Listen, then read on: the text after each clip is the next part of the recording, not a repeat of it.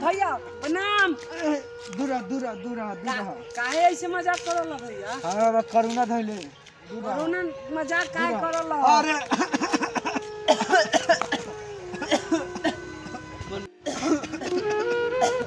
तोरा के माना कहिनु कि मत हमरा भिरिया धरे ले तोरो जो जल्दी जल्दी जो जल्दी जो।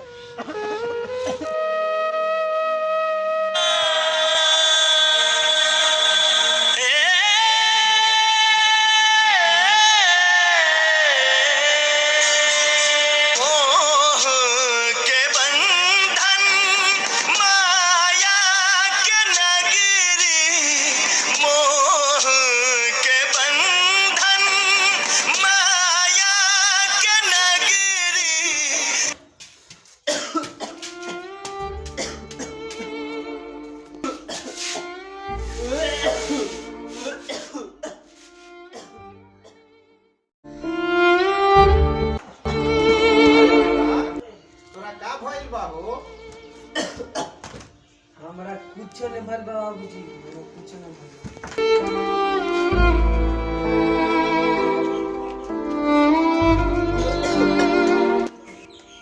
हमारा बाबुआ के का हो गइल? अरे कवना के नजरवा पड़ गइल दादा। तोरा के कहले रहे नु कि घर के बाहर मत जा, लेकिन बात तू मानला नहीं। चारों तरफ वायरस फैलल बाटे। हमहू माना कले रही मगर ई मानो तब तो ई मानला, हमर बात तनको ना मानेला। देख माई रो मत, हमरा कुछ नहीं भल बा। काहे ला चिंता ले ले बारे बेकाम के?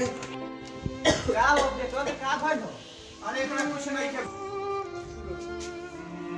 एटरा टेलेडा तरुणा बाबा भिरी बहुत डोरा टे ठीक तो डेले हवन एटरो टे ठीक तो दिहन बहुत एटरा तरुणा बढ़ डल बा डाने टरा भैया लेडा डल दी देना एटरा टे जाने तनी एकरा के ले चली करुणा बाबा भिरी मुहई देखा देवल जाई।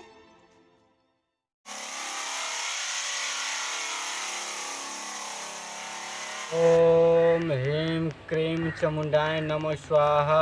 ओम ह्रीं क्रीं चामुंडाय नमः स्वाहा। ओम ह्रीं क्रीं चामुंडाय नमः स्वाहा। ओम ह्रीं क्रीं चामुंडाय नमः स्वाहा। ओम ह्रीं क्रीं चामुंडाय नमः स्वाहा। करुणा बाबा कहे हो कहे हो कहे हो कहे हो करुणा बाबा कहे हो रोक कहे हो करुणा बाबा कहे हो करुणा बाबा कहे हो करुणा बाबा कहे हो रोक जाओ छेला रोक जाओ।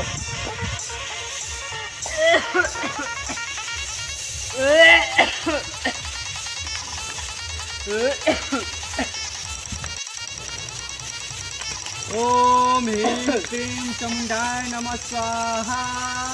ओम ह्रीं क्रीं चामुंडाय नमः स्वाहा।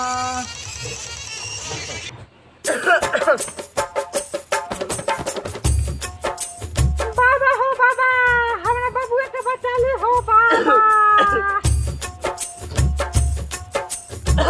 सुन के बाबा रउआ शरण में आइल बानी। अरे कुछो न होई, हम सब समझ ले हम एकर पूरा करुणा भगा दे हम। लेकिन ओए चलवा सब जाके खोल लिया और रउरा लोगन साइड हो जाई। ठीक बा बाबा, ठीक बा साइड हो जाई।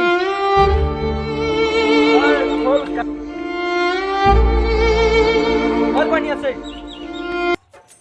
हकुनी डाकुनी लगाओ मास्क मारम डंटा भगवे पर मास बोका बकरी चराइले करुणा भगाइले एकरा धैले बा करुणा सबके धराई रे दूरी बना के रखे सा करुणा आइल बा मास्क लगाइला दूरी बनाइला सैनिटाइजर लगाइला मारिला डंटा करुणा भगाइला। बाबा की जाओ कोरोना का हो न चीन से 22 तारीख के दिन से मचौले बा कहर गिन गिन के एकरा के भगाए भलवा यहाँ इंडिया के वैक्सीन से। बाबा की जय हो।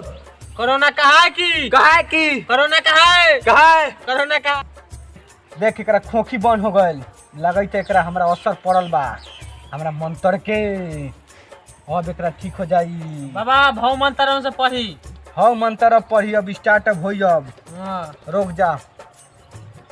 ओम ह्रीं क्रीं चामुंडाय नमः स्वाहा।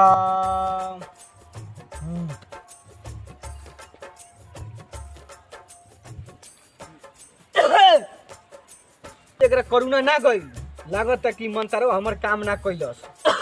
ए बाबा एक के डबल वैक्सीन दी तभी ठीक होई।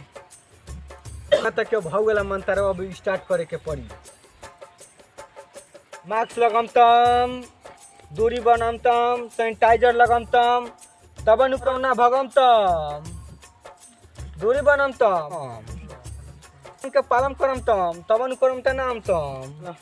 सुना सुना ये करोना जल्दी से जाई ना, आ जवन तोहर इच्छा बाटे पूरा हो पाई ना।